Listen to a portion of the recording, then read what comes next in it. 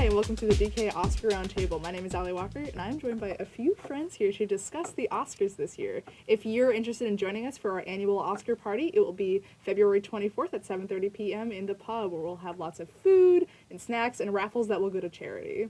So if you guys want to introduce yourselves, we can start. Hi, I'm Rachael Weinberg. I'm a sophomore double major in cinema photo and art history, and I love the Oscars so much. It's disgusting. I am Fernando.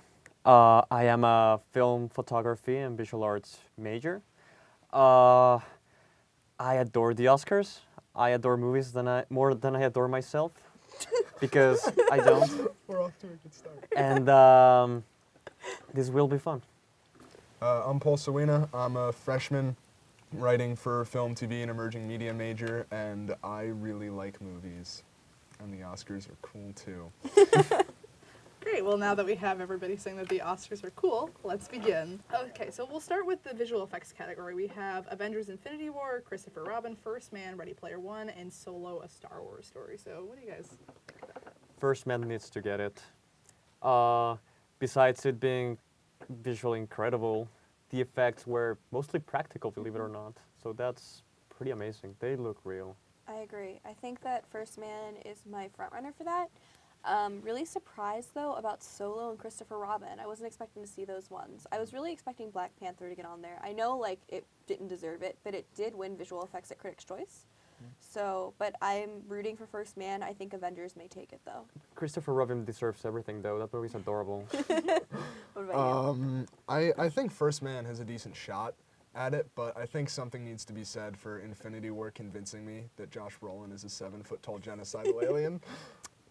Fair point. He looked real, and so did everything else in that movie, and yes, it's the most expensive film ever made, but it looks incredible, so I think that also definitely has a shot. So those two, I'd say. So we're feeling First Man and Avengers Infinity War maybe, or if Christopher Robin deserves some love, it should get thrown in Gets there. the honorable mention. Yeah, But First Man should win. First Man? I agree. Yeah. Good to know. So let's move on to costume design. We have The Ballad of Buster Scruggs, released by Netflix, oddly not in theaters, so that's a little bit different. We have Black Panther, The Favorite, Mary Poppins Returns, and Mary Queen of Scots. So just before we get to, like, Ballad of Buster Scruggs, which, why? It was released for a 2-week period. That's how you get into the Oscars. You have to have a 2-week limited release, which is how they got Roma in there, too.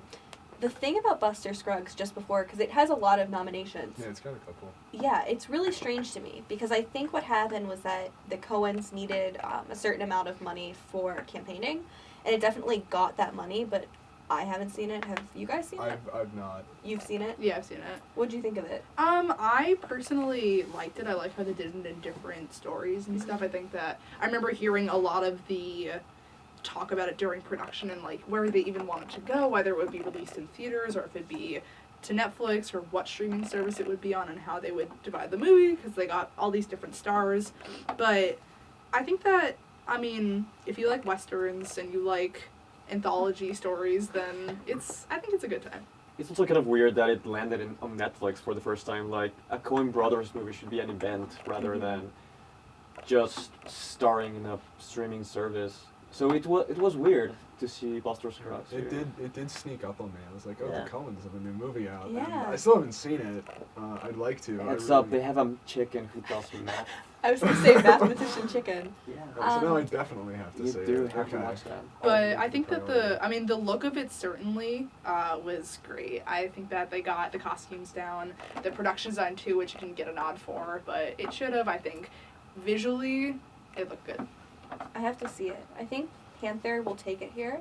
The Yeah. snub, though, or the favorite, period pieces always do well. Yeah. But the snub for me was Crazy Rich Asians. I really thought that would get it for costume and production design, and it didn't get anything. Really? Yeah. Why do you Never feel that thought way? of Well, I mean, I think the costumes in Crazy Rich Asians were amazing, especially just because you have the money and you have the red carpet part to really see it, and Constance Wu, a vision in blue. Sorry, I touched the mic. But I thought maybe it would get some love. It was a really monumental movie. It's a movie that deserved to be celebrated, and those were the two sections that I thought it would really get it. So Buster Scruggs really snuck up on me. I wasn't expecting that. Yeah, that was definitely a surprise. I think the favorite should get it, though, for this one. Yeah, I mean, I've really only seen like promo photos and trailers for the favorite. I was gonna see it today, but couldn't. The costumes do look really good. I did watch Black Panther today though, and I thought those costumes were really impressive and just kind of really the costumes I think really sold the setting of that film, and I think the whole aesthetic of that worked really well. And I haven't seen Mary Queen of Scots, but the costumes look good in that too. Like you said, period pieces always do well in this category and ones like it. Yeah. Mary Queen of Scots just screams Oscar bait for me. Yeah. True. No, it's very, very true. Very fair. I'm hoping the favorite pulls it out, but I really do think it's going to be Black Panther. And I'd be glad for both of them, because too. I Yeah. think they both had really good costuming. Well, related to costume design, we have makeup and hair. We have Border, Mary Queen of Scots, and Vice. So, do you have an opinion? Which you think you should Oh, I have a couple hot takes. do tell? Vice, great makeup. It's gonna win, but Border should win. Border had amazing prosthetics of all body parts, and it was an underrated movie. I really think that like, if you're gonna take international cinema and the Oscars is focusing so much on diversity, like rewarding films like Border, that is I think a Swedish film, and putting it in those technical categories is great. All three had really great makeup and hairstyling. It was a pretty predictable category. The only one I was really thinking that could have snuck up on it was Bohemian Rhapsody, and I'm so glad that it didn't. Because Bohemian Rhapsody doesn't deserve anything. No. No, but Hot take. I think Vice I'm will sure get we'll it. spend more time on that later. Yeah. Oh, we Yeah. will. It's, So you think Border should get it? Border should, I think Vice will. What about you? Vice will. Haven't seen Border, even though I really want to see it. Vice, it's not gonna win anything besides makeup and hair, because it has so many other nominations, but the Academy wants Vice to get something, and it's definitely gonna get this one. You don't think Vice could get editing? I guess we'll get to editing, but Editing might. Oh, and also later with actor he might, yeah. but He's in the running. he's I'd definitely say. yeah. he's Christian the front Bale. runner. Yeah. What about you? What do you say about makeup and hair? I've not seen any of these films, but knowing how much the Academy loves it when they make English actors fat, as we saw with Gary Oldman last year, I think Vice is probably gonna win and has the best chance. I can't speak for Border. I've not seen it, but I think Vice. It's a predictable choice, but also probably the most likely. All right, well, let's move on to original song. We have All the Stars from Black Panther, All Fight RBG, The Place Where Lost Things Go, Mary Poppins Returns, Shallow from A Star Is Born, and When a Cowboy Trades His Spurs for Wings from The Ballad of Buster Scruggs. Another surprise. Yeah, but we all know who's gonna win this, right? Like, Oh, yeah. it's Shallow. Yeah. Oh no, it's I'll fight.